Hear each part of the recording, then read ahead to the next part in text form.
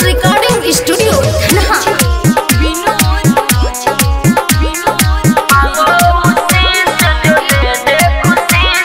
4 दिन का जिंदगी मिला है, इसमें क्या सिकावा है गीला है, इसमें क्या सिकावा है गीला है।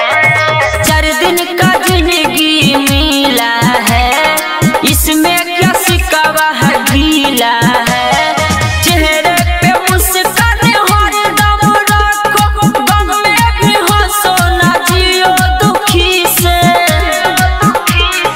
कहे ना बात दिल का किसी से, मांगो उसी से जो दे दे खुशी से। कहे ना बात दिल का किसी से, मांगो उसी से जो दे दे खुशी से।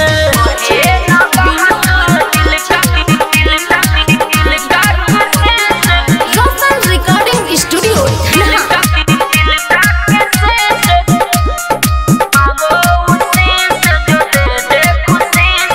चाहत हो तुझ में, चाहत हो उसमें, तब भी मजा यार मिलती है किसमें।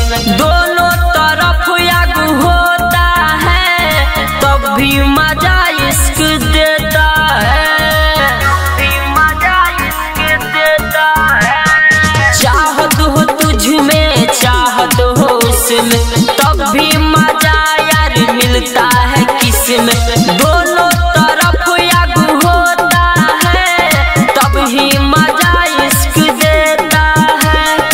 उस प्यार में यार मिलता है रस, जैसे है तेल निकलता किसी से। ना कहे बात दिल का किसी से, मांगो उसी से जो दे दे खुशी से।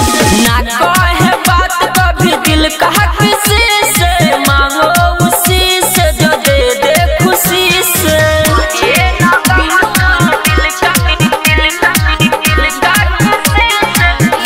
Recording studio.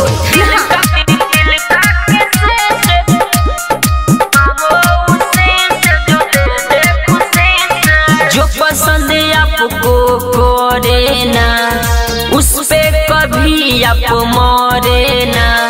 जो बनती ज्यादा अच्छी है, समझो उसके पास कुछ ना बची है, समझो उसके पास कुछ ना बची है। जो पसंद आपको करे ना, उस पे कभी आप मरे ना।